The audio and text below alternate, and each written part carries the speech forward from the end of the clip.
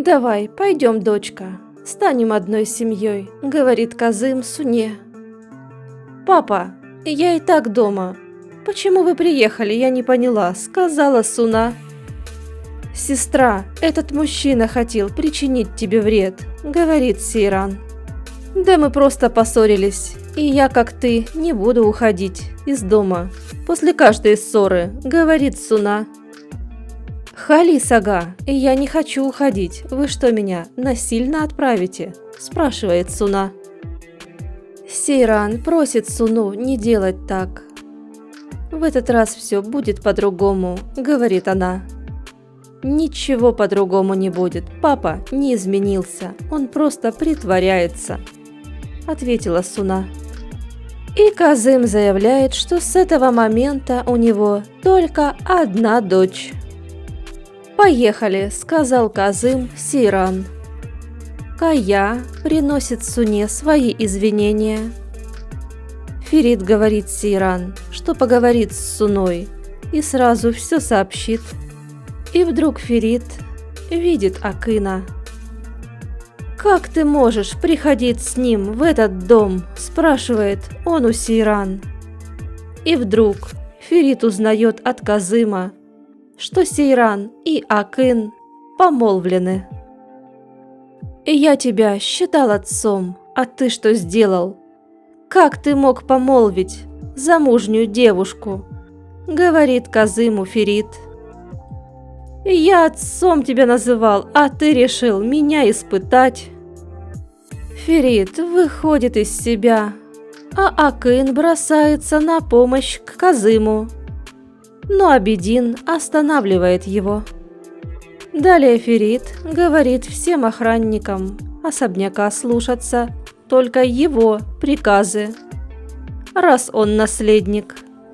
Далее он берет Сейран через плечо и несет в дом.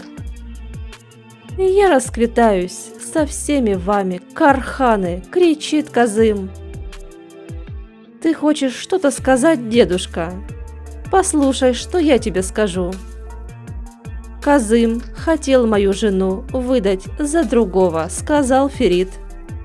«Тебе какое дело?» – закричал Халис ага. «Какое?» – засмеялся Ферит. «Скажу тебе то, что только что сказал Казыму.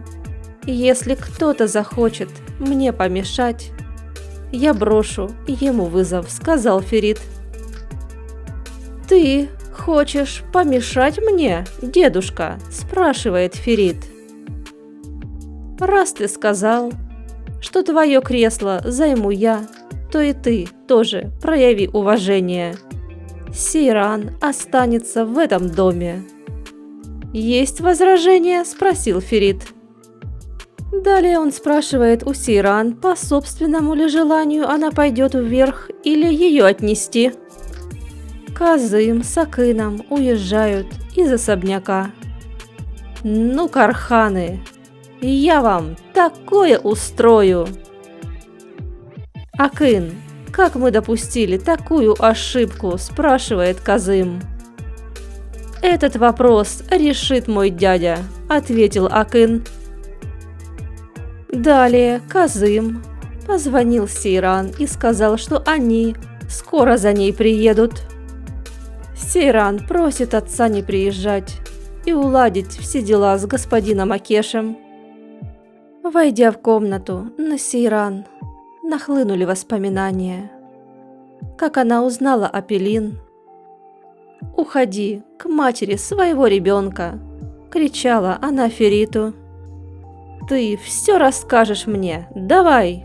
– говорит Ферит. «Этот твой отец что, идиот?» «Что у вас за игры такие?» – говорит Ферит. «Мы ведь с тобой за ужином подписали бумаги о разводе». «И мы только что говорили с адвокатом», – сказала Сейран.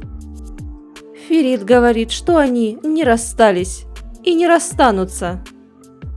Он просит ее рассказать правду.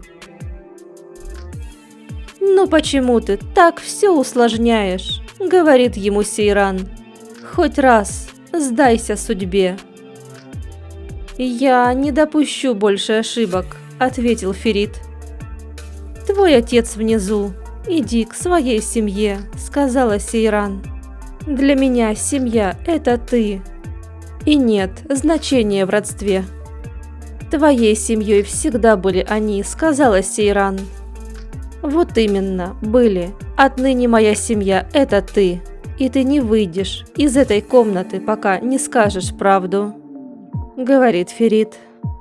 «Я люблю Акына», – сказала, плача Сейран дрожащим голосом. «Почему ты тогда плачешь?» – спросил Ферит. «Ты еще любишь меня», – говорит Ферит. А у Сейран в голове слова Акеша. «Я боюсь тебя», – говорит Сейран. «Видно, я недоходчиво объясняю. Твой отец внизу, оставь меня в покое».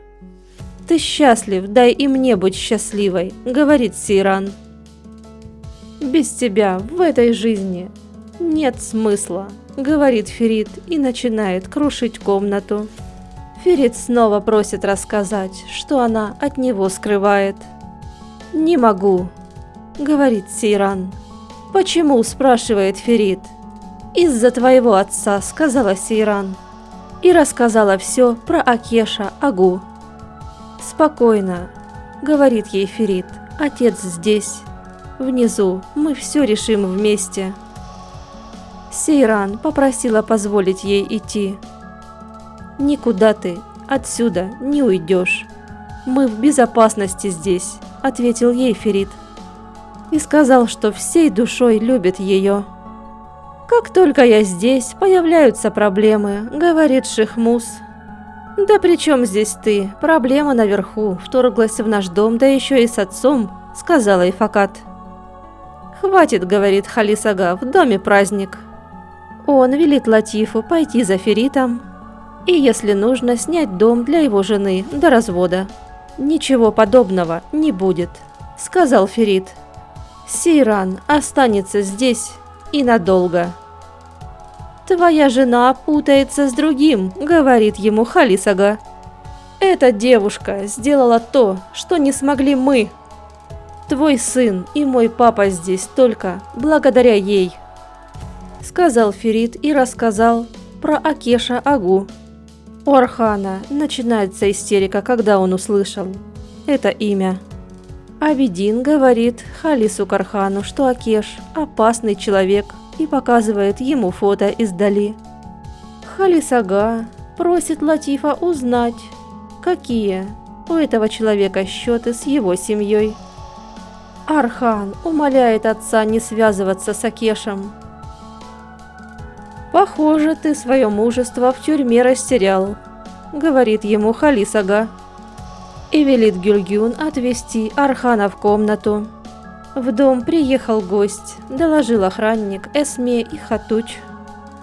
Зарин говорит, что от Пелин уже долгое время нет вестей, и ей больше не к кому обратиться, кроме как к Казыму, так как Шихмус не будет действовать.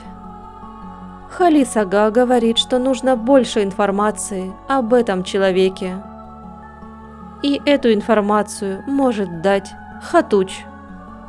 Халис собирается ехать к ней. Но Ферит просит деда не выходить из дома.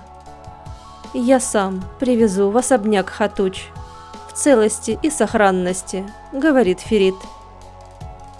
«О Аллах, сохрани моего внука», – говорит Халис Ага и велит Латифу срочно набрать графу Зие.